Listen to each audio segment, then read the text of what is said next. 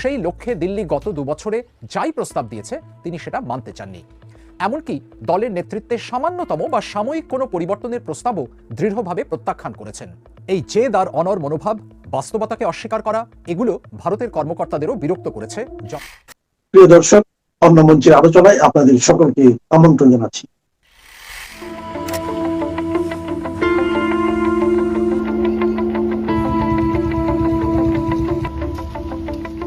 দিল্লির উপকণ্ঠে গাজিয়াবাদে এই যে হিন্ডন এয়ারপোর্ট, এখানে কমার্শিয়াল ফ্লাইট কমই ওঠানামা করে, সামরিক বিমানই বেশি।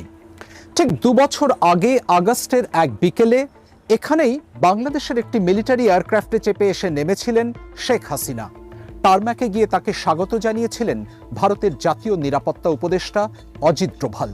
বিপদগ্রস্ত বিদেশি বন্ধুকে সেদিন সাদরে আশ্রয় দিয়েছিল ভারত, কিন্তু আজ কি তাকে নিয়ে দিল্লির দৃষ্টিভঙ্গিও ধীরে ধীরে বদলাচ্ছে?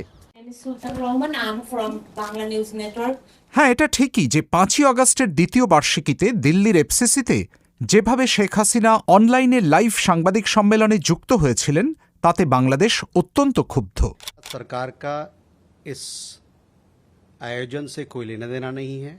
দিল্লি যদিও আনুষ্ঠানিকভাবে দাবি করেছে এই ঘটনার সঙ্গে তাদের কোনো সংশ্লিষ্টতা নেই, ঘটনা প্রবাহ থেকে বাংলাদেশ কিন্তু ধরেই নিচ্ছে ভারত সরকারই তাকে এভাবে ইন্টারঅ্যাক্ট করার অনুমতি দিয়েছে, এবং প্রধানত ভারতের সংবাদ মাধ্যমকে উদ্দেশ্য করে তিনি যাই বলেছেন ভারতের প্রচ্ছন্ন সমর্থন ছাড়া সেটা বলেননি। এখন সেটা আসলে হোক বা না হোক, শেখ হাসিনাকে নিয়ে ভারতের পর্যায়ক্রমিক ধৈর্যচ্যুতি বা অস্বস্তি বেড়ে চলাটা কিন্তু তাতে মিথ্যে হয়ে যাচ্ছে না। কেন এই কথাটা বলছি তার কিছু নির্দিষ্ট কারণও আছে। প্রধান কারণ, শেখ হাসিনা এই মুহূর্তে বাংলাদেশের আদালতে মৃত্যুদণ্ড পাওয়া একজন আসামি, যাকে সে দেশের সরকার ফেরত চাইছে। সেই অনুরোধে সাড়া না দিয়ে ভারত চুপচাপ বসে আছে, আর দ্বিপাক্ষিক সম্পর্কের প্রতিটি ক্ষেত্রে, সে গঙ্গা চুক্তি হোক বা বাণিজ্য বিধিনিষেধ, এটা ছায়া ফেলছে। ভারত বাংলাদেশ কূটনৈতিক সম্পর্ক যে কিছুতেই স্বাভাবিক ছন্দে ফিরতে পারছে না, ফলে তার একটা বড় কারণ শেখ হাসিনা নিজেই। ভারতে আসা এরকম বিদেশি অতিথিদের নিয়মিত ডিব্রিফিং করার রীতি আছে। তিব্বতী ধর্মগুরু দালাই লামাও তার ব্যতিক্রম ছিলেন না।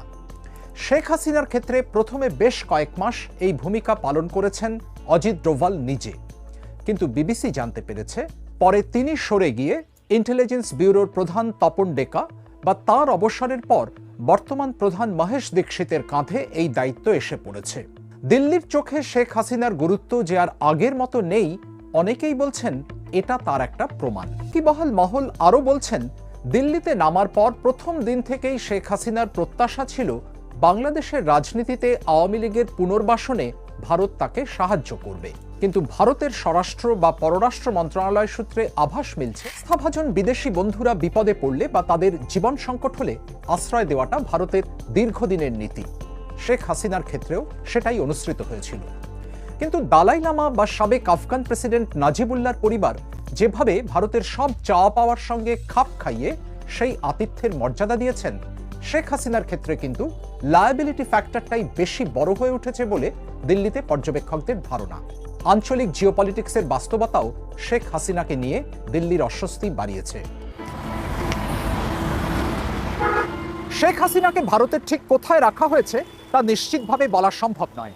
হয়তো দিল্লির প্রাণকেন্দ্রে এই লুটিয়েন্স জোনে, অথবা শহরের অন্য কোনো জায়গায়। যেখানেই থাকুন তিনি আছেন সসম্মানী।